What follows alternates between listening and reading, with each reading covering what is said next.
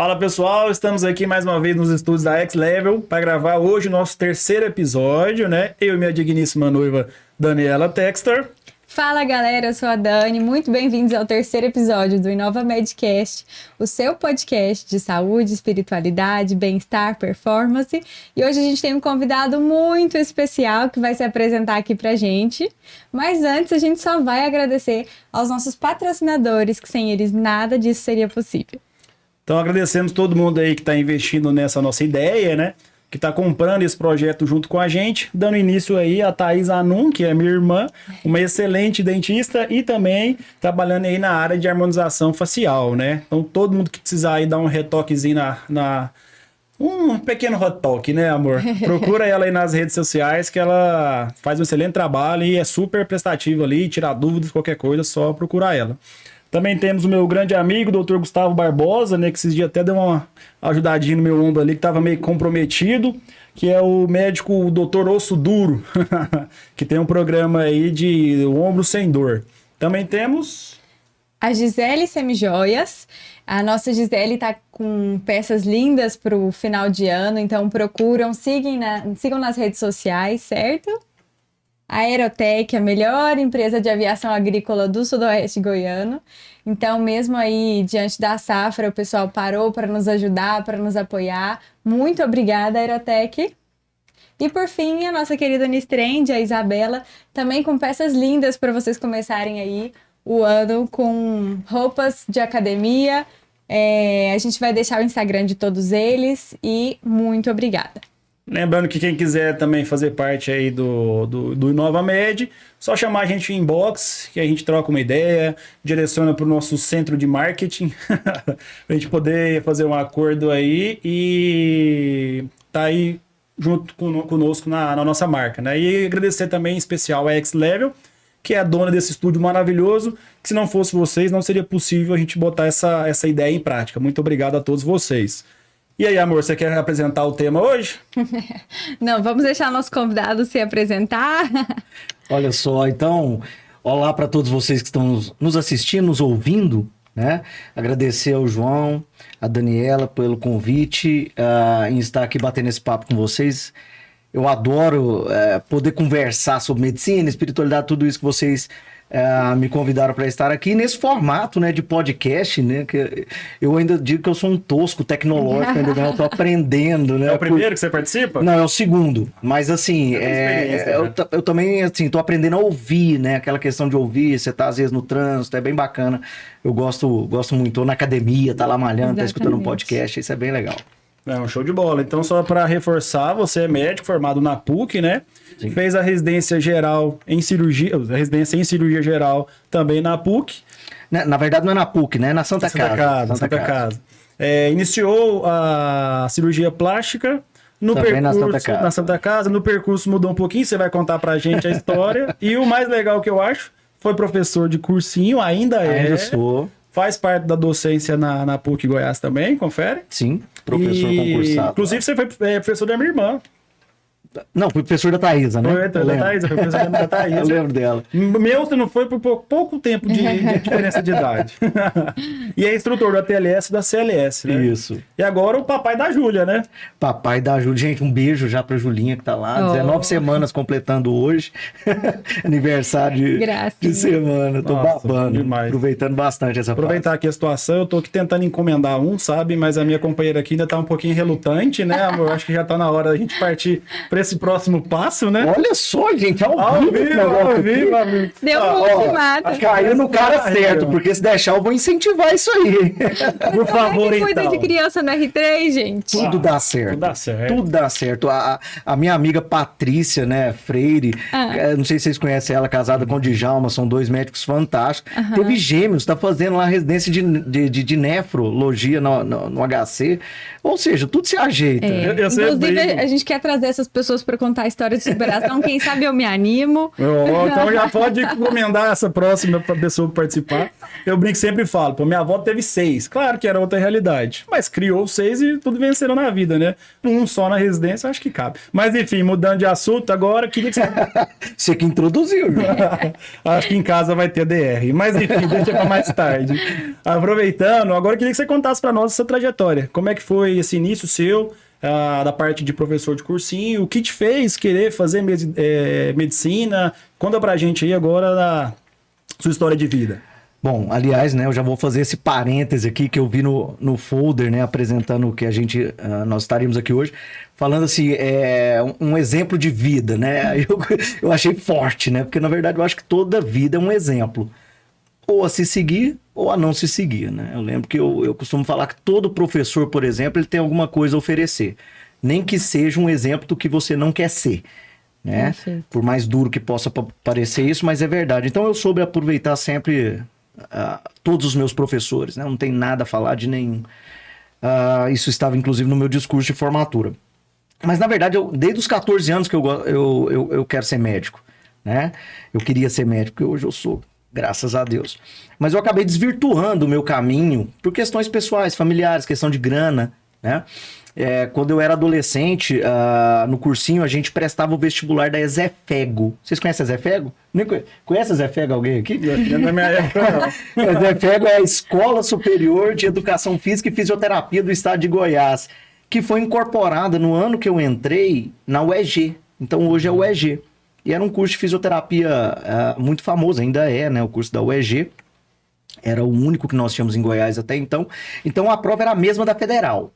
Então a gente prestava para treinar, os livros eram o mesmo, o formato da prova era o mesmo, né? Mudava alguma coisa na segunda fase. Eu acabei passando para fisioterapia e pela segunda vez eu passei na segunda fase da Federal e não tinha passado. E foi um ano que a Federal atrasou o vestibular, então foi começar lá para março. Eu falei, quer saber, eu vou fazer 6 meses aqui de fisioterapia e volto no segundo semestre para prestar para medicina de novo, né? Só que, assim, a vida de faculdade é boa, né? Tinha assim, quantos anos mais ou menos na época? 19. 18 eu fiz 19 ali nesse meio tempo. E o que mudou mesmo a minha vida foi uma prima minha, um beijo pra Célia, estive com ela nesse Natal. Ela era professora do estado de biologia e química, né? No estado, às vezes o professor naquela época dava aula de 3 matérias, né? Eu cheguei a dar aula até de história. Essa história é interessante, inclusive. E ela precisou ter neném, né? Minha priminha, Ana Clara, que hoje está fazendo medicina também lá em Mineiros, nasceu. E ela ligou para mim numa sexta-feira à noite e falou, primo, seguinte, eu preciso de alguém para me substituir já na segunda-feira, você quer? Tava em qual ano de faculdade? Não, primeiro semestre. Primeiro semestre? Primeiro semestre. Você me substitui a partir de segunda-feira, são 25 turmas. Segundo e terceiros anos. No Colégio Polivalente Modelo de Goiânia, onde hoje é o Colégio da Polícia Militar. Eu estudei lá que deu novo. Meu Deus, aí eu falei... E assim, eu sempre fui muito... Nesse ponto, foi uma vantagem. Eu nunca perdi oportunidade. Tipo, apareceu... depois eu me viro. Que matéria... Eu fui saber a matéria que eu tinha que dar no domingo, para começar na segunda. E foi uma descoberta. Eu não imaginava que eu tinha esse dom de estar falando, enfim. E eu nunca passei um semestre sem que me chamassem para um colégio melhor. Então eu empolguei, né? Comecei a ganhar uma grana, não tinha grana nenhuma, né? Andava de ônibus para cima e para baixo. Comecei a ganhar um dinheiro. E eu me chamando sempre... Eu vi que eu tinha um mercado ali para explorar, né? E aí eu não parei mais. Só que eu tava triste. Eu ganhava dinheiro, eu tava... Assim, quem me via de fora é essa questão, né? Ninguém te pergunta se você tá feliz, ou poucos perguntam se você tá feliz. As pessoas só perguntam assim, quanto você tá ganhando, né? Assim, essas festas de final de ano aí, fica a dica, hein, pessoal? Pergunta se a galera tá feliz. Às vezes o que transparece não é o que... Claro, cara. E assim, nesse meio tempo também teve um lance que eu fui apresentado para acupuntura. Então eu fiz um curso de formação em acupuntura, uma empresa de Uberlândia. Naquela época eram 3 anos de curso, né? 1.300 horas. E o pessoal, o dono dessa empresa, gostou demais de mim. Aí, o que aconteceu? Me chamaram para dar aula para essa empresa. E essa empresa tinha em 13 cidades do país. Então, eu viajei durante aí uns 4, 5 anos de Manaus a Foz do Iguaçu. E você cursando fisioterapia? Quando eu comecei a dar aula para eles, eu já tinha terminado fisioterapia. Tava naquela ainda, montando consultório. Enfim, eles, não, vamos dar aula pra gente. Então, todos os finais de semana, de Manaus a Foz do Iguaçu. Eu ia pra Salvador 6 vezes por ano. Você tem noção que é Custeado ou... custeado e ainda ganhava pra aquilo, né? Um menino de 24 anos, cara. Tipo... Então, assim, aparentemente eu tava muito feliz. Eu tinha tudo que, assim, alguém procura na profissão, né? Eu já tinha conquistado muita coisa. Mas tava triste. Tava muito triste. E aí, em 2005, eu pedi demissão de tudo. Minha família achou que eu tava maluco. Meus amigos, o que é? E fui pro cursinho. Eu voltei pro banco do cursinho.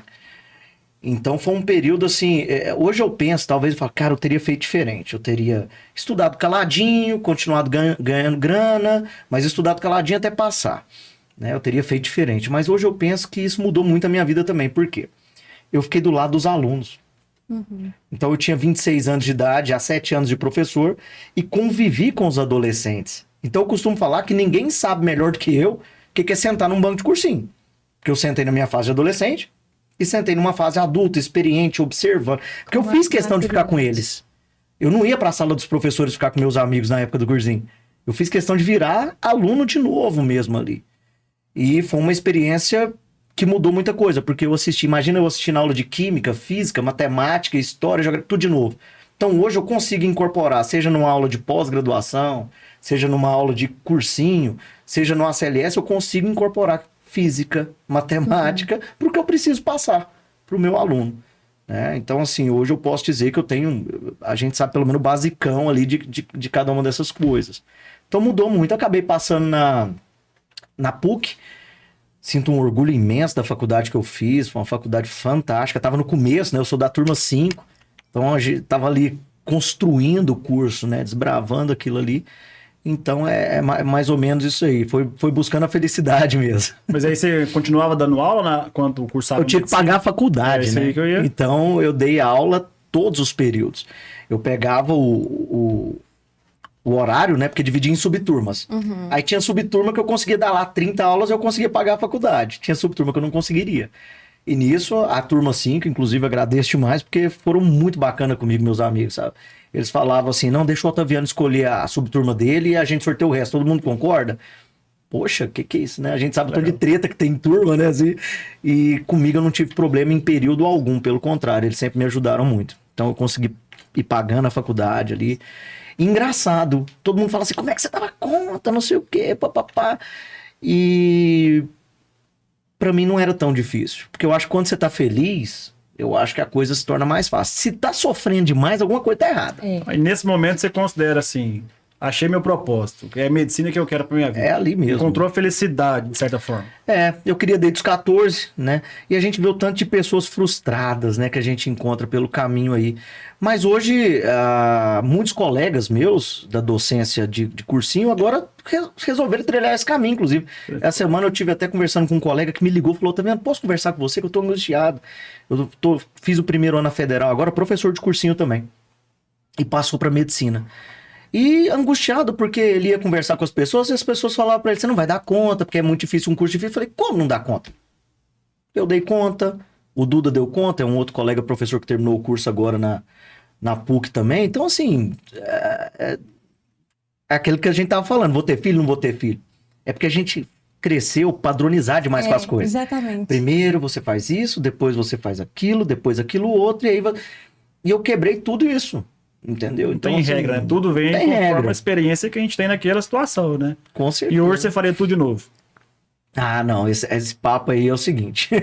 As pessoas falam assim, não me arrependo de nada do que eu fiz. Não, eu acho que se a gente aprendeu, a gente faria diferente. Sim. Só que eu não estaria aqui se não fosse. Então essa conversa até não tem nem tanto nexo assim, né?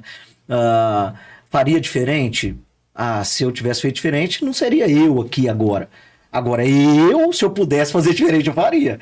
Vocês entenderam? Claro, com certeza. Poxa, é lógico, se eu cometi uma série de erros, eu não quero cometer novamente. Então eu faria diferente. Mas é aquela velha história, né? A Dani fala muito isso pra mim, né? É fácil a gente julgar a cabeça que a gente tinha há uns anos atrás com a mentalidade que a gente tem hoje, né? Aliás, é por isso que a gente sofre demais. Justamente. Porque se a gente abraçar, de certa forma, não digo o destino, mas o caminho que a gente percorreu, as coisas ficam mais fáceis, né? E agradecer o que a gente é hoje, porque nós somos o que nós vivemos ali pra trás, né? E, inclusive, a história de análise, deles e dos nossos pais, eu acho assim, a gente faz o melhor que a gente pode com a cabeça que a gente tem naquele momento. Sim. Então, você não tem que olhar para trás com culpa, você tem que olhar, poxa, eu aprendi que hoje eu teria feito diferente. Mas exatamente isso. Talvez eu não seria quem eu sou, talvez eu não estivesse aqui com essa cabeça, inclusive, que eu olho para trás e vejo, poxa, poderia ter feito melhor, mas agora, a partir de agora, se eu tiver, né, outra oportunidade, eu vou fazer isso ou aquilo. Então, não tem que olhar com culpa.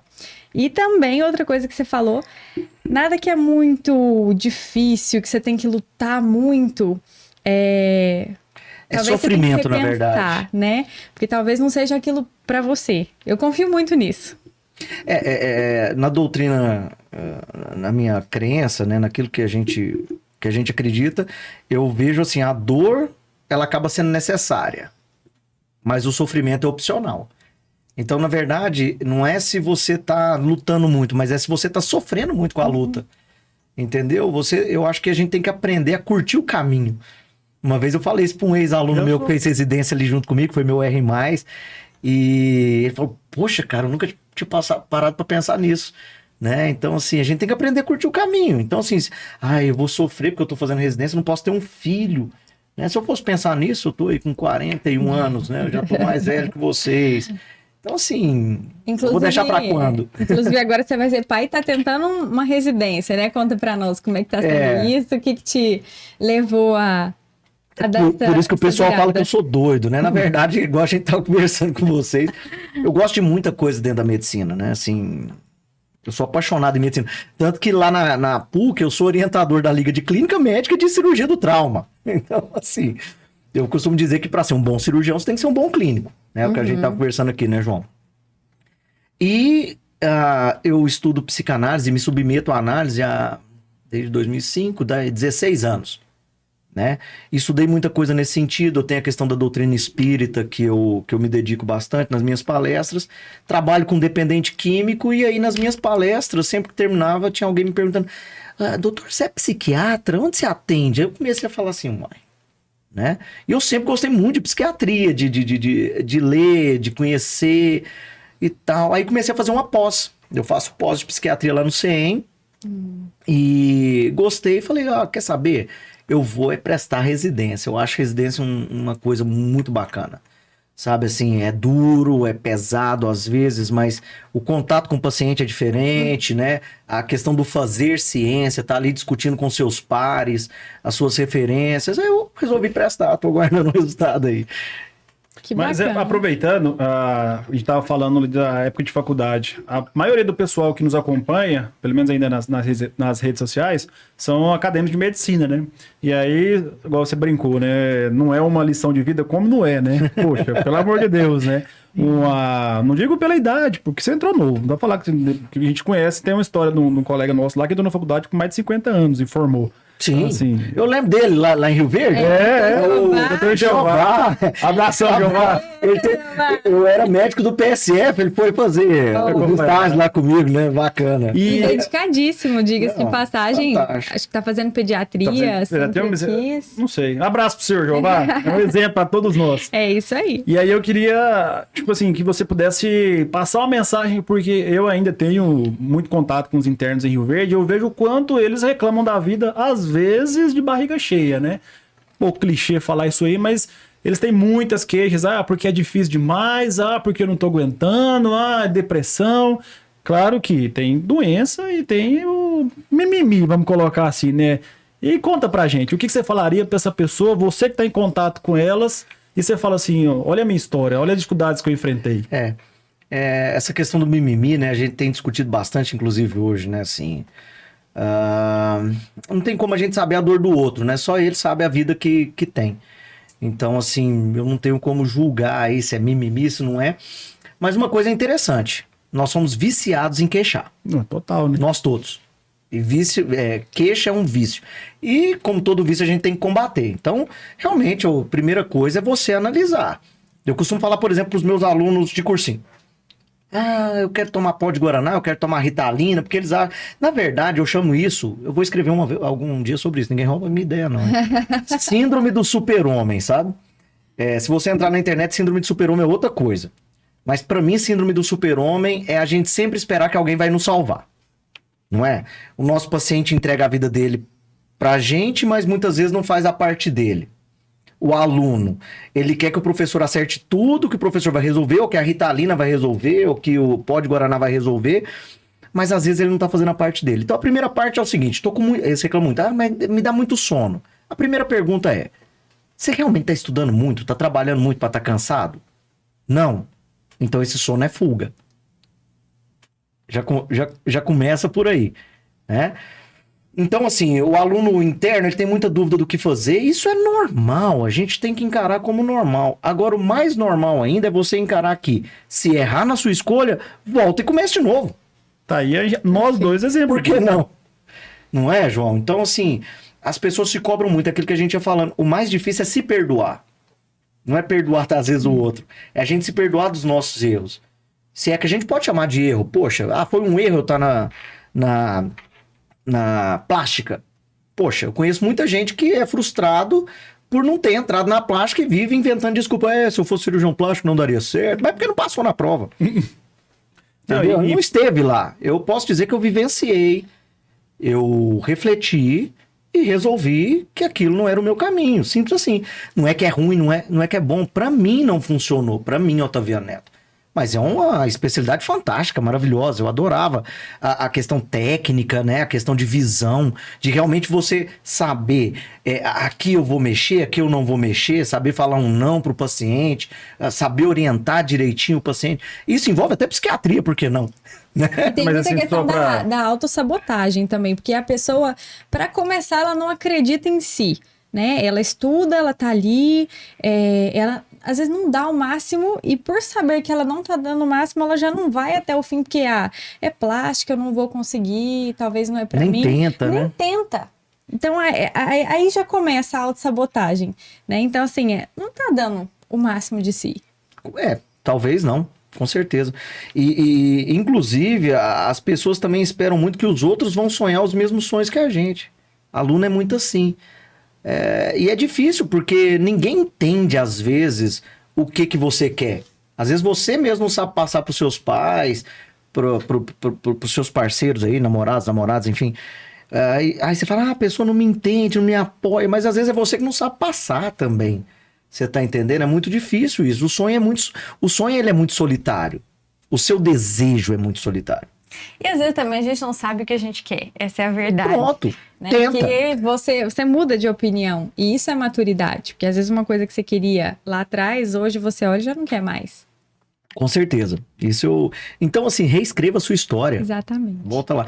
Eu, assim, a minha esposa me dá muito apoio. Esse é incrível, é muito bacana. Porque Então manda um abraço. um beijo, Thaís.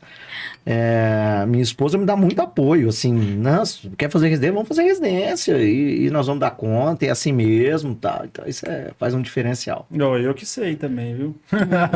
Não, vocês dois, cara, um foi fazer gineco, o outro ortopedia. São duas residências pesadíssimas, ainda mais onde vocês escolheram, assim. Então, vocês estão de parabéns mesmo. Estamos vencendo, né? Já são R3 os dois, né? Já, os três. Márcio, tá aí, né?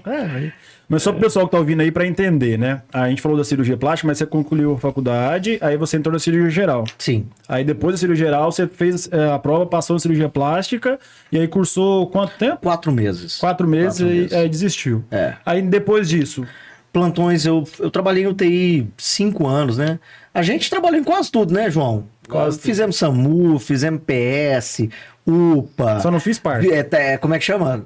Transporte aéreo, né? Eu fiz um pouquinho de tudo. Mas a docência sempre me chamou mais forte ali. Então acaba que hoje, nos últimos 2 anos, eu estou exclusivamente na área de docência. O que mais te encanta até hoje, assim, na docência? É um desafio diário, né? Porque é sempre um aluno novo, uma pergunta nova que você não estava esperando. E esse ano, no começo do ano, até aconteceu um negócio interessante. Um dono de colégio me ligou, falou assim, cara, o que você quer? Eu tenho umas aulas a mais para você, o que você quer pegar? Você pode escolher, você quer pegar mais cursinho, 3º ano, 2º ano ou 1º ano? 1º ano é o adolescente ali de 14, 15 anos, tinha 15 anos que eu não trabalhava com adolescente dessa idade. Nossa. E eu falei, eu quero os meninos do 1º ano. Eu quero. Eles cruzam. Eu quero eles. Eu quero trabalhar essa base. sabe? Eu quero ver como é que tá essa geração, eu quero conhecer e se eu puder contribuir, eu quero contribuir. Eu peguei a parte de doenças, né? No auge da pandemia e drogas e foi assim maravilhoso, cara, poder dar aula de drogas, de doenças e debater isso com os meninos, assim, foi um crescimento bem legal. E agora com essa mudança aí do ensino médio, já me convidaram para um colégio já me convidou para poder montar um curso, porque agora é diferenciado, né? Os alunos vão poder optar o que eles querem, o que eles não querem.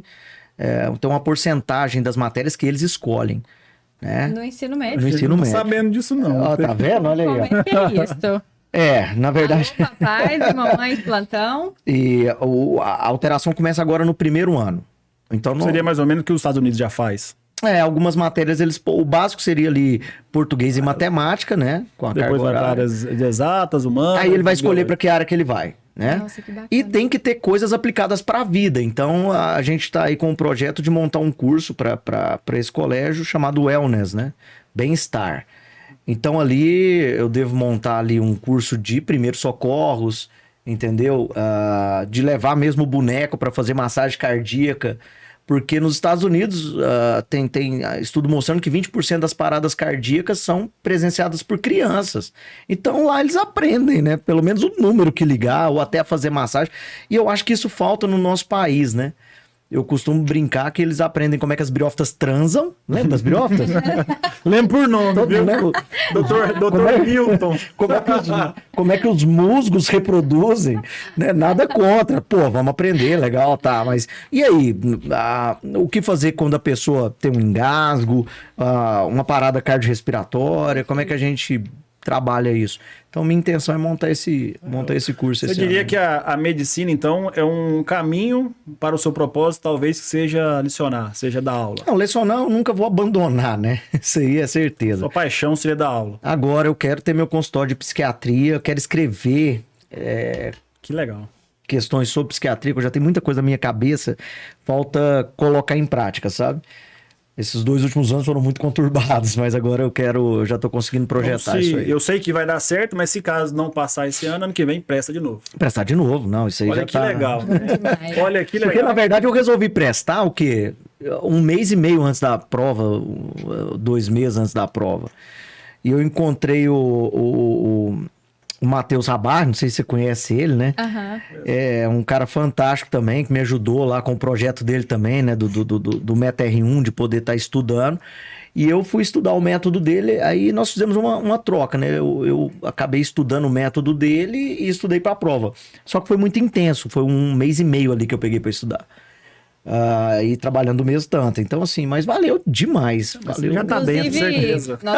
Matheus, nós queremos você aqui, tá? Com Vale a a gente. pena, viu? Vale a Legal. pena. Legal. É um cara Acho que eu sei, muito foi bacana. é um que tem um curso na internet de clínica, Isso, né? não, o curso dele é de preparatório Legal. para as residências, é o Meta R1. Eu acho que eu conheço.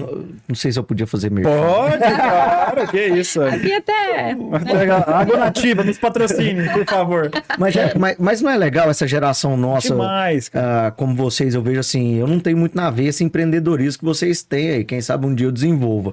Mas eu acho muito legal ver vocês crescendo, ver vocês investindo nessas áreas, sabe?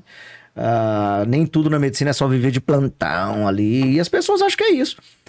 Esses dias um aluno perguntou pro professor, então você largou a medicina, professor? Você só dá aula? Eu falei, poxa vida. Talvez a que mais tenha contato com medicina é o professor, né? Não, e outra, né? Eu fico pensando assim, eu entrei no site do Colégio Americano de Cirurgiões agora para fazer meu currículo e tudo. Hoje eu sou diretor do curso, né, do ATLS, e entrei lá para ver o meu currículo. Eles têm tudo lá armazenado lá no Colégio Americano de Cirurgiões. Eu dei simplesmente 50 cursos de ATLS. Eu fui fazer as contas, são pelo menos 800 médicos que passaram com a gente. Você vai me dizer que eu não estou produzindo mais se eu estivesse dando plantão? Não, e detalhe. Não é, porque se você está ajudando pessoas que estão ali na linha de frente, né? Não tem um curso do ATLS que termina, porque sempre a gente faz aquela reunião, né? Não tem um curso do ATLS que termina que o pessoal fala assim, poxa, mudou completamente minha visão. Parece que dá vontade até de você ir dar um plantão na hora, né? Não, eu quero salvar vidas aqui. Poxa, isso é salvar vidas também. Alguém tem que ensinar, alguém que tem que estar lá para... Eu e a Dani, a gente fez um levantamento mais ou menos assim, quando a gente tava te stalkeando. Sempre quando a gente traz um convidado, a gente vai lá e dá uma stalkeada. Aí a gente foi fazendo um raciocínio. Você foi professor agora, que a gente está descobrindo, em 2005 mais ou menos. O quê? Que você foi professor de cursinho. Não, desde 99. 99. Então, ó, 99. desde 99, 22 anos. você vem acompanhando pessoas que estão em formação para a faculdade, né? Os Sim. pré-vestibulandos. Então, só ali vamos colocar uma porcentagem alta de médicos. Aí depois você deu aula para eles durante o curso, né? A graduação, dos aqui em Goiânia. Fora depois que eles formaram, que você virou instrutor do ATLS-LS, o quanto de pessoas formadas em outras universidades. Então, praticamente, desde 90 para cá, todos os médicos passam na sua mão, velho. Olha só que legal, cara. É muita gente. É muita gente. Não, e assim, é um tesão, não tem um pagamento aí que eu acho que poucos veem, que é a questão do reconhecimento, sabe? De você, às vezes, estar ali como uma referência, né? Agora, antes do Natal, eu recebi o convite, né, de ser homenageado da turma 22 da PUC. Mas isso aí é todo ano, né? Não. Ó, eu fui residente homenageado da turma 15. Um grande beijo pra turma 15 da PUC. Aí eu fui padrinho, cara. Vocês têm noção do que é ser padrinho de uma turma? Eu fui padrinho da turma 17 e agora homenageado da turma 22. Isso é muito legal. E médicos, pessoas que gostaríamos de ser, como é que é aqui? Teve a Atlética da PUC fez agora, né? Fizeram uma votação lá de qual professor que eles gostariam de ser, né? Então, assim, eu faço com paixão, cara. Eu ensino semiologia no módulo 4 e semiologias de especialidades. Por isso que eu tenho até o sonar, viu? eu tenho o sonar, eu vejo o coraçãozinho da Júlia direto. Por isso, quando eu quero conversar com ela, Julinha, vem papai, vem se acelera esse coração aqui. Então eu dou aula de semiologia da gestante, semiologia do sistema urogenital. Então, assim, é muito legal, cara. Sabe, a gente fica muito satisfeito, porque quando a gente começou essa ideia, né, do podcast, talvez uma das pretensões que a gente tinha era justamente trazer pessoas como você para o nosso lado, né, trazer para cá. Pedro foi da mesma forma, você e tem vários outros aí que a gente vai convidar. São pessoas que não veem na medicina um fim, né? Eles empreendem. Você fala, não tenho veia de empreendedor. O que você fez até hoje foi empreender. Não tinha essa ideia, né? O Pedrão é um cara empreendedor pra caramba, a gente... Não, mas ele empreende porque ele tá no digital. Talvez você ainda não está no digital. Até mandar um abraço pro Pedro. Ah, ele é parceirão, não. Não sei se você tá me devendo o jantar na sua casa, viu, Pedro? Eu vou cobrar. Agora ele tá em Dubai. Tá em Dubai, gente. curtindo lá as férias. Outro nível, né? Aí, então, você até hoje, você nada mais fez do que empreender, né? Na sala de aula, você gerou uma conexão, você transmitiu o seu conhecimento para o aluno. E o que eu acho mais legal no empreendimento, porque empreender muitos fazem, né? Agora, aquele que tem um retorno, principalmente da gratificação do seu... vamos colocar do seu cliente, no seu caso do aluno, cara, isso é fantástico, porque isso é uma lição de vida. Quando eu coloquei a sua fotinha lá no meu story, não sei quantos. Nossa, que massa, tá vendo, é fera, que legal, que dia que sai? Bombou, velho. Aí, assim, a gente tá tendo um problema porque a gente grava, né? Esse aqui vocês vão ouvir depois, daqui a algumas semanas ainda, depois a gente vai acompanhando semanalmente. Não, já quero ouvir, vai ser live, vai ser aonde? Então, assim, cara, é muito legal isso, né? E isso, pra nós, é um incentivo também, pra todo mundo que nos ouve, de ver que... aquela caminhozinho de consultório, plantão, não é para todo mundo, né? A gente pode se encontrar, e tenho certeza que você se encontrou e é bem sucedido, né? E é feliz, né? Isso que eu acho mais legal. Você viu que você começou falando que você não tinha encontrado a felicidade naquele momento. E agora, quando você fala em dar aula, seu sorriso assim é outra coisa, né? Eu não consigo esconder, né? Eu sou um cara muito transparente, cara. Assim, as pessoas. Quando eu tô triste, o pessoal já sabe. Quando eu tô feliz, o pessoal já sabe. Eu não dou conta de esconder muita coisa, não. Não, você fica quando eu e o João, a gente foi escolher a residência, onde que a gente queria fazer, queria prestar, nós sempre quisemos lugares que fossem muito academicistas, porque eu acho que o academicismo ele traz isso, né? Por a gente ter sido preceptor ali da UniRV, você estar inserido nesse meio te faz estudar para poder passar alguma coisa para alguém, porque e se te fizerem uma pergunta e você não souber, você vai ficar naquele jogo de cintura, assim, naquela coisa. Então, você vai estudar para ter, né, base no que você tá falando. E a gente, né, o Hugo e o Materno são excelentes nessa questão. O João tem aula todos os dias, a gente também praticamente. Então, são coisas que fazem total diferença, né, na hora de escolher. Não, eu tava lembrando aqui até que eu tive numa banca de TCC da PUC com a Luiz Emilce. Exercícios resistidos na gravidez.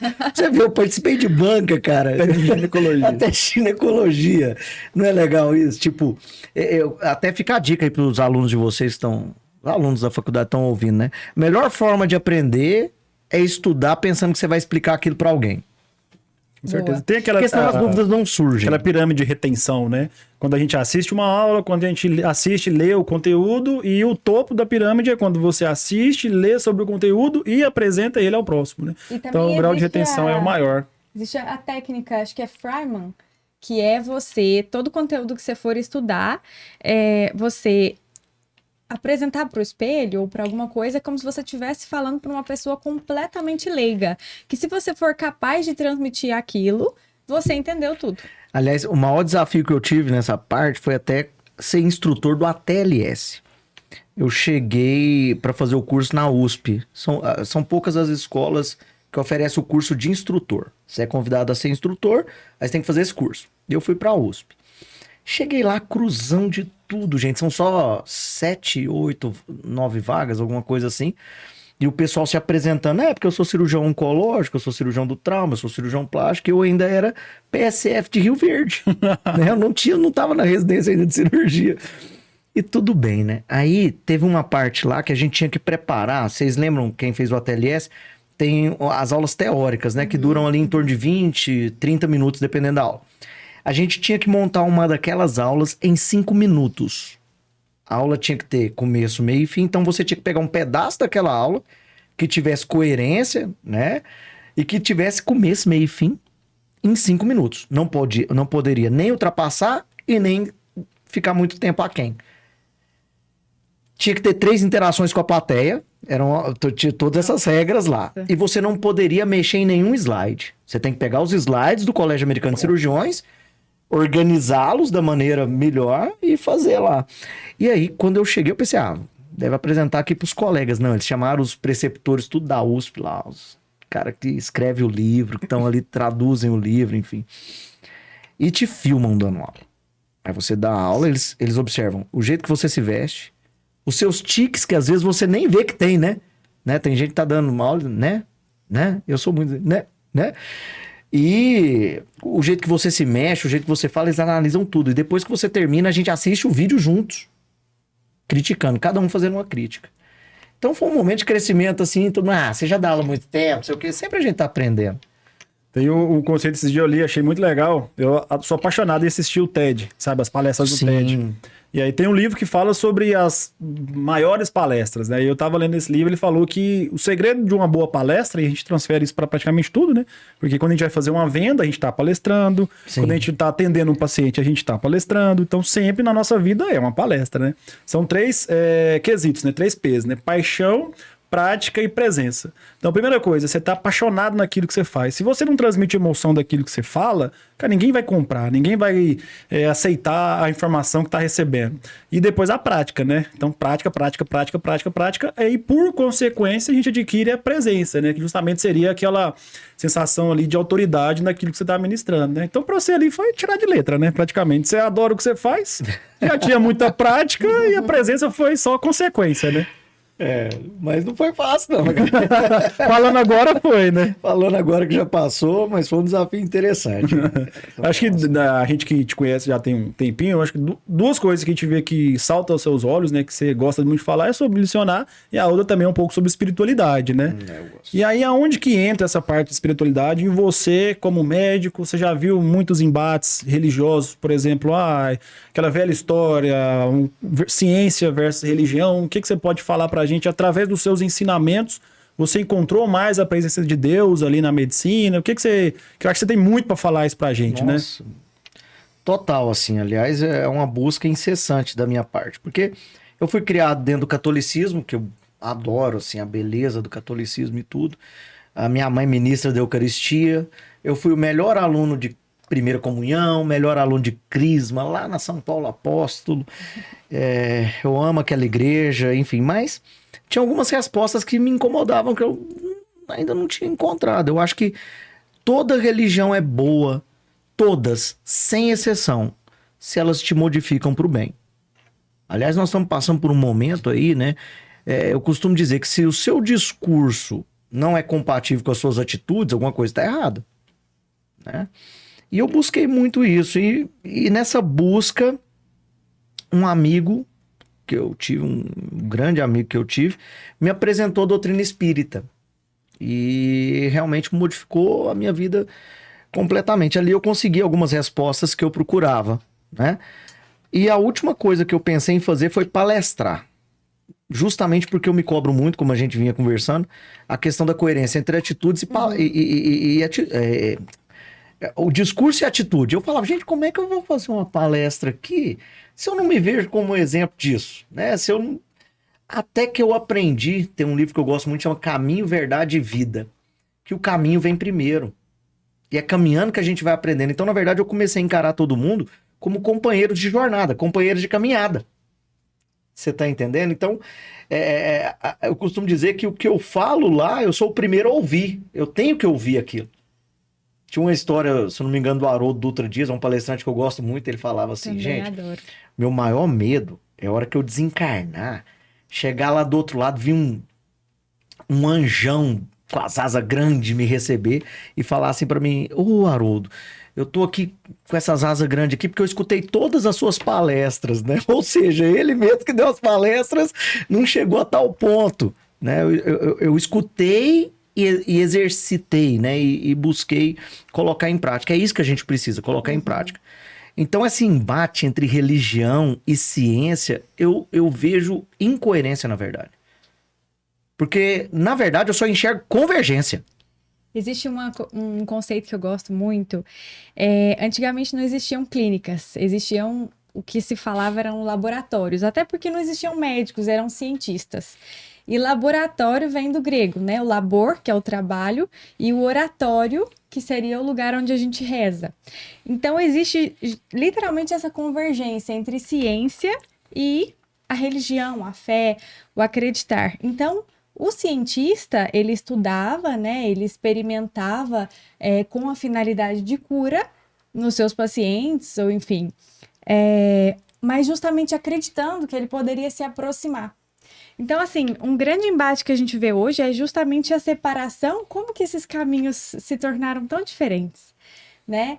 E eu peço muito, todos os dias que eu vou dar um plantão ou alguma coisa, eu falo, Senhor, fazei um instrumento de vossa paz. Maravilhoso. Eu acho que é isso que o médico tem que buscar, né? Ou qualquer pessoa que trabalhe com pessoas. Como que, assim, é para você, como emergencista, como um próprio médico, em qualquer área, fazer a junção? Você aborda isso de alguma forma com seus pacientes? Ou simplesmente você... né, tem sua fé, não professa? Não, eu procuro só atitude. Perfeito. O amor, só. Pelo contrário, até quando eu tô dando minhas palestras espíritas, eu quero falar com todo mundo. Eu quero falar com o protestante, eu quero falar com o católico, eu quero falar com o ateu. Eu falei em algumas palestras que tem ateu que é melhor do que muito religioso. Porque tá dentro da ética, tá dentro da moral, você tá entendendo? Infelizmente ele só diz, pelo menos, que não acredita em Deus. Mas uma hora ele vai chegar lá, eu acredito, sabe? Uma hora ele vai chegar lá. Agora, não adianta nada o cara pregar uma coisa da Bíblia e não fazer. Por exemplo, vamos pegar coisas atuais. Não, esse trem de máscara aí não funciona não, vacina, que é isso? É Deus que sabe se eu vou pegar ou não. Tá ok? Uai, aquela parte do fazer da sua... Faça da sua parte que da minha eu farei. Será que a pessoa esquece essa parte? Só pega as partes da Bíblia que lhe interessam? Eu acho interessante quando você observa as curas de Jesus, ele sempre falava, olha, agora você pega a sua cama e vai. Ou então ele colocava lá a laminha no olho ali e falava, agora você vai ali e lava seu rosto lá, que você vai começar a enxergar. Ou seja, tem uma parte que é sua. Vai, não peques mais. Mas tem uma parte que é você sua. falou isso lá no começo, né? É a gente terceirizar para alguém, para alguma coisa. Terceirizar para um remédio, terceirizar para Deus, terceirizar a culpa e a responsabilidade. Existe a história da mulher hemorrágica, né? Que tocou nas vestes de Jesus e ela falou, obrigada, Deus, né? Obrigada, Jesus. Eu te toquei e o Senhor me curou. E ele disse, não, a tua fé te curou, né? Então, assim, é a nossa parte. Ah, cara, essa parte é linda porque Jesus falou o seguinte, né? Eu senti que de mim saiu virtude. Cara, é isso que nós somos chamados, independente do trabalho que você faça. Não só médico, não só professor. Eu acho que nenhum trabalho, nenhuma profissão é melhor que a outra. Pelo contrário, eu acho o seguinte: não interessa qual o trabalho que você faça, interessa o que o trabalho modifica em você. É isso que a gente E não no observa. próximo, né? Não, principalmente em você, porque você tá ajudando, com o seu trabalho você tá ajudando alguém, né? Você pode ser tá trabalhando num cartório, entregando uma carta, você tá fazendo a sua parte, você tá ajudando alguém. Mas e o que o trabalho tá modificando em você? De que tá novo, modificando? olha lá, a psiquiatria volta de novo.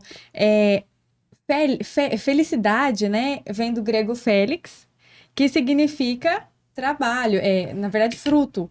Então, o fruto você colhe de alguma coisa. E você colhe de alguma coisa que você está trabalhando e fazendo. E eles, né, muitas vezes atrelam a depressão ser um problema tão difícil porque você se torna muito improdutivo, né? E acaba que passivamente durante o processo depressivo. Então você não consegue produzir e, portanto, você se afasta ainda mais da Um felicidade. ciclo, né, vicioso. A depressão, se eu não me engano, em torno de 33% apenas conseguem a cura, a remissão completa, né? E é uma discussão que a gente tem que falar, que a gente tem que... Por que não a remissão é maior? E hoje, com os recursos terapêuticos que nós temos, a gente consegue remitir 100% dos sintomas. Consegue remitir 100%. Antigamente a gente aceitava assim, você evoluiu aí 80%, tá legal. Aceitável. Hoje a gente consegue, com os recursos que tem, chegar a 100%, mas aí tem as recaídas, enfim. E às vezes a gente pensa, será que nós somos viciados em sermos depressivos? Porque às vezes a pessoa ali onde ela... fica complicado falar disso, porque é muito difícil das vezes a pessoa ouvir e entender o que a gente quer passar.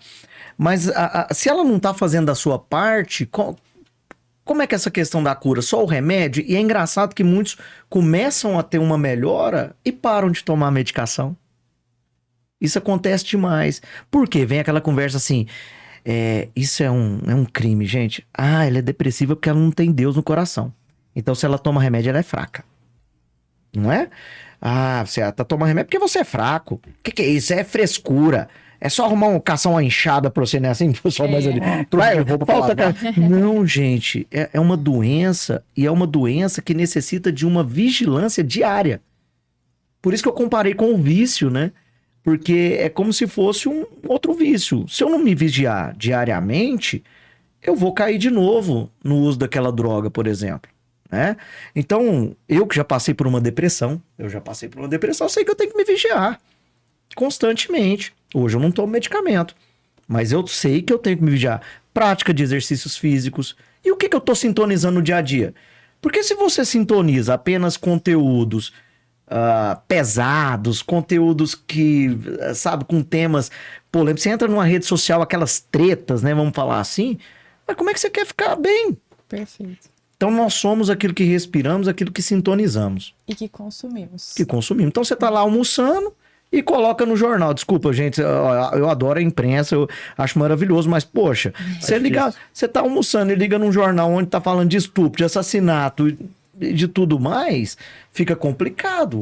Se você não soubesse limpar ou se bloquear, né? Isso é interessante, a gente discutiu isso com o Pedro, né? Hoje a gente tem no celular uma forma da gente escolher o que a gente consome, né? Sim. Então a gente tem que ter esse controle, esse cuidado, por exemplo, nas mídias sociais, entre elas o Instagram, que é a que a gente mais utiliza, né? Seguir só aquilo que vai te trazer algum crescimento, seja ele filosófico, profissional e também religioso, né? Então, assim, a televisão, eu acho que hoje em dia, digamos assim, tá perdendo seu espaço, né? E aí a gente tem que muito procurar coisas que nos acrescenta, que nos traz alguma coisa de valor, né? E eu acho que melhor do que isso é a rede social, né? Só que tem que ter muita responsabilidade, né? Porque também da mesma forma entra naquela velha história de causar depressão, a pessoa procurar uma perfeição inalcançável e tudo mais, né? E você falando isso aí, interessante, né? Mas acho que mais um caminho que você vai trilhar e vai brilhar, né? Porque você falou super bem também da questão de psiquiatria, a gente vê que... Não sei se super bem, mas eu vou estudar bastante pra que melhorar isso falsa aí. modéstia. Mas então, assim, a parte religiosa, você acha que ela é fundamental para todo ser humano, né? Fundamental. Principalmente médico. Aliás, se eu não me engano, né, a maior, digamos assim, o maior fator de risco para suicídio é a falta de esperança. E a religião ajuda muito Com nisso, certeza. né, a trazer essa esperança para nós. E assim, eu não apesar de ser espírita, eu sempre penso assim, eu não tô pensando na próxima vida, nem preocupado com o que eu fui, não. É o que eu tô modificando aqui agora. Então, por isso que eu falo que a diferença, né, do católico, do protestante e do espírita, na verdade, é como que ele vai chegar no fim. Né? Para eles, uma vida só é suficiente, para nós são várias escolas. Mas, fora isso, Deus é o mesmo, a lição é a mesma, então tudo bem. Modifica tudo, então, numa vida só. Maravilha. Difícil, né? Não é? É porque um dia eu participei do congresso, eu não me lembro que ano que foi, acho que 2015, do Congresso Espírita Brasileiro, que é aqui em Goiânia, na época do Carnaval, né? Na época do Carnaval. Então, eu participei de um momento, assim, que eu acho sublime, assim, foi naquele ano nós estávamos discutindo o céu e o inferno. Foi aniversário desse livro espírita, o céu e o inferno. E nós tivemos os representantes espírita, aí tinha um padre, tinha uma freira e tinha um representante da igreja presbiteriana. Ou seja, nós tínhamos essas 3 denominações cristãs discutindo o céu e o inferno de forma fraterna, de forma inteligente, de forma educada. E foi um momento lindo. Inclusive, se eu não me engano, chama Severino Celestino. Se eu não me engano, ele é do Ceará. Ele fez uma tradução direta da Bíblia do hebraico, aramaico para o português, né? Ele não pegou os vieses das traduções intermediárias que vem pra gente. E de repente a gente conseguiu discutir e falar assim, ó, não tem nada, aquela discussão, não tem nada que desabone a doutrina espírita, né? Assim, bom, isso é polêmico e tudo mais, alguns questionarão, mas quando você traduz ali, você vê que nós estamos caminhando pro mesmo lugar, a gente precisa ser mais fraterno. Eu gosto muito dessa área, assim, eu tenho uma forma meio polêmica de acreditar e de pensar, não vem bem ao caso agora nesse momento. Aqui é para ser polêmico também, vamos lá, e novamente. Mas o que eu penso? Eu acho que o caminho do bem ele tem que ser prevalente, independente da sua crença, né? Então, eu conheço, estudo muitas pessoas que são ateias e eu acho muito interessante também. Não digo a doutrina em si, porque não existe uma doutrina ateu, não existe, né? Na verdade, é a ausência de doutrina, a ausência de crença. Mas as pessoas que se consideram ateias, elas acreditam numa coisa muito importante, que é justamente o que você falou, nós temos uma oportunidade, nós temos uma vida. Então, que nós façamos o melhor nessa oportunidade que nós temos, né?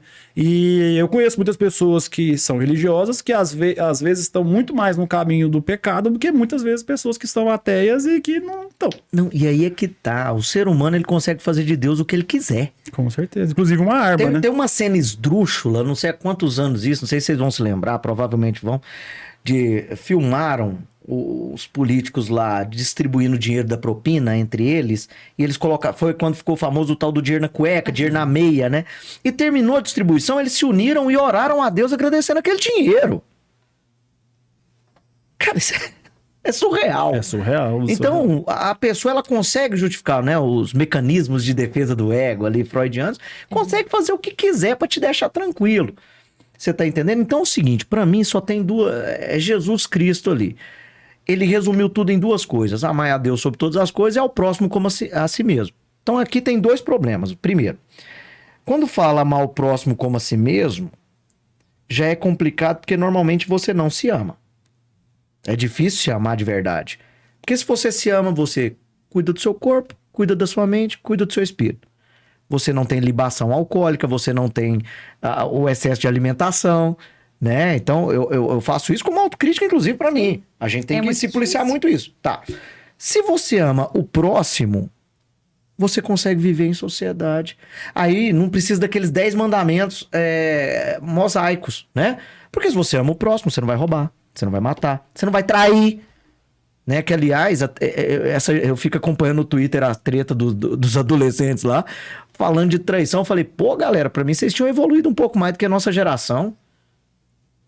Porque lá no HDT, gente, a coisa mais triste que tinha era diagnosticar, às vezes, HIV num paciente casado e ter que fazer o teste na esposa que tá ali do lado dele. Se puder contar, né? E a gente tem que falar, olha, né? Alguém, às vezes, tem ali a questão de traição. Então, assim, quem ama não trai, não tem conversa, não vem com justificativa. Quem ama não trai. Não é só traição de parceria sexual, não. É traição entre amigos, é traição entre colegas de trabalho. Isso não existe.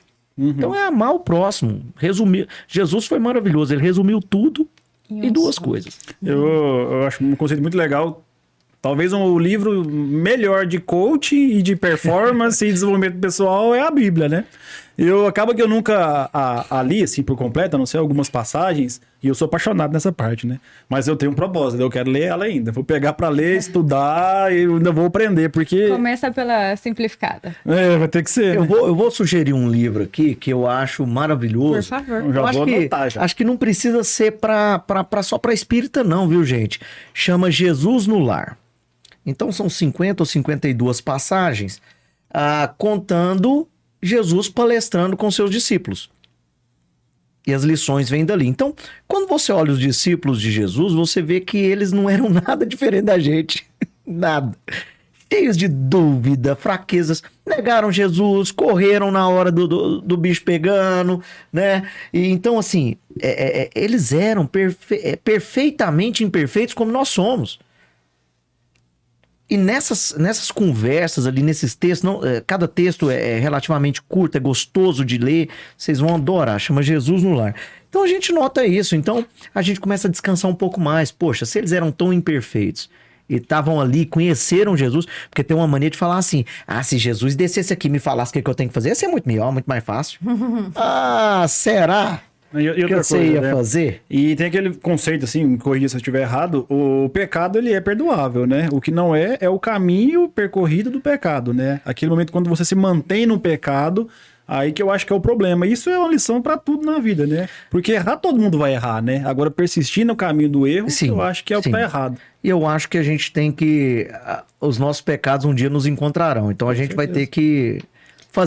trabalhar alguma coisa pra isso, sabe? Mas Pra eu melhorar acho isso. que a humanidade está, sim, melhorando. Uma vez eu ouvi uma coisa que me consolou muito, muito, que foi assim, ó. Uma das minhas inquietudes era essa. Como que a gente está melhorando se você liga a TV, tem tanta coisa ruim acontecendo? Então, assim, ó. Se você entrar numa sala e limpar ela, eu te perguntar, tá limpo? Você vai falar que tá limpo. Agora, se a gente entrar e colocar um monte de luz a mais, ou uma potência maior, igual tem aqui, e te perguntar, tá limpo? Você vai começar a enxergar sujeiras que antes parecia que não estavam ali, mas elas estavam. Então, o que é a luz? É o nosso esclarecimento, né? É a nossa consciência, é a nossa evolução espiritual, entre aspas. Então, antigamente, pessoas matavam em nome de Deus, né? E tava tudo certo. Mas era a consciência, de novo, que eles tinham lá atrás. E tava tudo, né, pra eles tudo certo, tava certo aquilo ali. Então, hoje a gente vê com uma potência maior, com um esclarecimento maior. Então, sim, estamos melhorando. Eu vejo isso também, acho que você foi muito assertiva, né? A luz será jogada sobre as trevas. E quando joga luz, a gente consegue enxergar. Então, até aquela questão, né? Só tem corrupção se investiga. E eu acho legal esse negócio, né? Conhecereis a verdade o libertará. Então, vamos colocar sigilo nas nossas ações aí, né? Melhor coisa que acontece. Pô, desculpa aí entrar nesse ponto, mas eu não consigo entender essa coerência aí. Tá ok? E a internet? Você tá demais. Não, mas Você a vai gente... perder espectador. Mas a gente tem que perder um pouco de medo de falar disso. Falar o que E pensa. aprender a escutar o outro também. Eu gosto. Nas redes sociais eu sigo aqueles que eu não, diga assim... Concorda. Que eu não concordo com eles. Eu sigo gente da esquerda, eu sigo gente da direita lá no Twitter, porque eu quero saber o que eles falam. Para montar a minha própria opinião. E você vai perceber que a internet fez isso. Ela trouxe voz para todo mundo. Perfeito. Então hoje... Você quer ganhar dinheiro? Você consegue. Você vai lá, tem muita gente, inclusive, ganhando muito dinheiro com muito pouco conteúdo. conteúdo de verdade. Vocês podem refletir sobre isso uma hora aí também. Tem muita gente vendendo uma coisa que não conhece. Com certeza. Não conhece aprofundadamente, ou pelo menos não vivenciou. Tem Você tá entendendo? um conceito bem legal que eu acho que tem que explica 4 fatores que a tecnologia nos emburreceu. Um deles é justamente esse aí. Nós perdemos o senso crítico. Nós, assim, espero que nós aqui ainda tenhamos esse, né? Eu, pelo menos, tento. Mas é porque a informação ela já vem tão pronta pra gente e a gente não sabe no que confiar, né? Então, perde-se um pouco o senso crítico porque se você escolhe um lado, você consome toda a sua bolha vai daquele ser lado. toda voltada para ali, aí fica Todo pra ali, complicado. né? E hoje nós estamos vivendo um 8 ou 80, né? E esquecemos que tem 72 opções aí que a gente pode tentar achar, né? Não querendo entrar na política, que é um trem que eu gosto também, mas eu tô me segurando aqui. Eu falei que não ia falar. Vai ter episódio de política. Vamos ter mais pra frente. E esse ano promete, né? Nossa Senhora. Vamos então colocar em prática dentro do que a gente tá falando. Então, se eu amo o próximo, por que eu não posso usar máscara? Justamente. Por que é tão difícil, gente? Por que tem que ser... Tem vereador aí que fica brigando pra não usar? Qual que é o problema? Eu dou aula de máscara. Tem 2 anos que eu não tenho nem resfriado. Mas se é uma doença respiratória, como que alguém vai dizer que máscara não ajuda? E outra é vacina, cara. Pelo amor de Deus. Vacina. Então esse ano foi até interessante porque os professores foram muito atacados por essa... Engraçado, né? Queriam uma escola sem partido e estão criando outra com partido. Como é que é isso? Que entende. Então nós tivemos aí mães invadindo a aula online de professor, uns negócios assim que, desculpa, eu acho absurdo, né? E engraçado, eu até comentei isso com os donos dos dois, eu só dou aula em 2 colégios, que é no Protágoras e no Simbis, onde eu sou cercado apenas de amigos. Como é que eu não posso ter prazer trabalhando, né? Eu só tenho amigos ali. E eu conversando com eles, né? Como é que eu consegui manter durante esse ano sem ter tido muitos problemas? Porque eu sempre fui muito sincero na hora de falar. Eu tinha que falar de vacina. Cai na prova, né? Não, eu tinha que falar de... Não, as provas, tirando o Enem, as provas de São Paulo, as particulares, todas exploraram essa questão das vacinas. Algumas perguntaram, inclusive, qual que era o princípio ativo da AstraZeneca. Olha. Outra colocou o princípio ativo da Pfizer e perguntou sobre o princípio ativo. Então, assim, além de cair no vestibular, é uma coisa que tem que saber, né? Assim, eu acho. Eu acho o aluno que está ali se preparando para a prova. Então, eu não tive problema com nenhum pai. Talvez por ser da área, por ser médico. Nós tivemos, quero até agradecer minhas alunas da PUC aqui também, eu já cansei de agradecê-las. Nós tivemos 4 artigos publicados numa revista científica sobre Covid. Que legal. Então, nós tivemos um artigo sobre Covid no aparelho reprodutor masculino, homens que ficaram estéreis porque o vírus ataca o testículo também. Então, eu acho até criminoso aquela conversa, é melhor pegar a doença do que você vacinar, porque tem uma série de riscos. Tá, a vacina tem risco? Todas têm. Todas têm, só que tudo em medicina é risco-benefício. Puxando para o nosso lado, né? Quantas gestantes não abortaram? Temos relato ainda não ainda relatado em forma de bibliografia, mas assim, só mesmo de experiência clínica. Vários pacientes evoluindo com necrose avascular do fêmur, da cabeça do fêmur. Eu tenho um amigo, professor, que teve que fazer agora a artroplastia do quadril, né, por obstrução, a trombose ali por causa do Covid, não foi por causa de vacina. Não, né? E ninguém tá vendo a jacaré, né? Até então, né? sem falar nisso aí. O pessoal se preocupa ali com alopécia, não sei o quê, mas assim... Nós temos um artigo também sobre alterações cutâneas, um artigo sobre alteração na gestação e uma sobre trombose, foi muito bacana. Então, o que nós tivemos ali de trabalho de parto prematuro, trombose, aborto espontâneo, assim, é assustador. Então, não é uma coisa que a gente pode fechar os olhos. Não, com certeza. E sempre ter, a gente falou, né, o senso crítico, né? Buscar informação, de preferência que não tenha um viés político, né? Que é difícil, mas que você busque os 2 lados e você forme a sua opinião, né? É difícil. Esperamos um ano aí difícil, né? Esse ano que entra, né? Vai ser canseiro. Pra gente encerrar, então...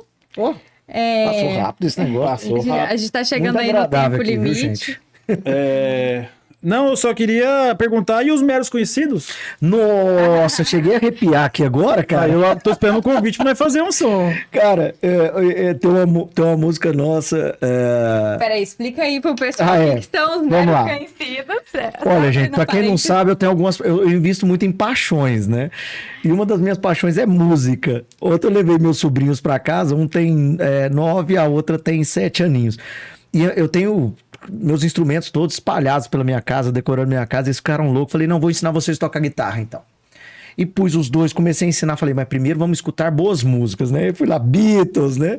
Então eu tive algumas bandas, né? Assim, eu participei de algumas bandas. E a última foi muito importante para mim, foram os Meros Conhecidos, que era uma banda de pop rock autoral. Então Eu as lembro. músicas autorais Uau. do meu amigo Alan, né? Alan. Eu só chamo ele de Alan depois de 3 anos, que ele falou, não, gente, é Alan mesmo. É normal. Meu amigo Alan. E o cara é um compositor, gente. Olha, entra depois no Spotify, viu? Tem música nossa lá, tá? Eu já ouvi. Chama Elas Dizem Sim, dos Meros Conhecidos. A gente vai deixar o link. E foi um período bem bacana. E agora, 2 de novembro, é aniversário do Alan, e eu liguei pra ele, né? Mandei uma mensagem pra ele, ele falou, poxa, que saudade, podíamos voltar a tocar juntos aí, né? E eu espero que sim. É um compositor fantástico. Precisa de uma guitarrista base lá. Não, só me chamar. o João Emílio aqui, cara, toca demais. Eu só faço barulho. Ainda não, ainda É não. só a guitarra base ali. Mas é muito gostoso, né? Você Não, tá eu no sou palco apaixonado. Sou e apaixonado. aquela energia. Eu falo que a única coisa, eu não sinto falta, às vezes, do estádio de futebol em si. Eu gosto de futebol, mas não sinto falta. Mas do show de arena eu sinto falta. Esse ano vai ter, né? Que tá entrando. Esse ano vai ter. Vou E a lá, Julinha chegando, gente. Como é que faz? Vai ela aí. Não, até minha esposa merece. Ela falou, não, meu bem, lá no Rock in Rio, eu sei que você gosta muito do Billy Idol. Você vai e volta rapidão, né? Eu falei, eu quero ver o Billy Idol. E pra gente finalizar, queria que você passasse uma mensagem aí pra quem tá ouvindo. Nosso público hoje ainda é a grande maioria do pessoal que tá cursando faculdade, né? Aí você falou, não é uma lição de vida. Falsa modéstia, né? É, e Que aproveitando- lição bacana. O pessoal só vai ouvir ano que vem, mas aí, ano entrando, mensagem que você pode deixar pra galera. Eu falo nas minhas palestras que a gente tem que estar nesse mundo com a postura do viajante. E todos nós somos companheiros de caminhada.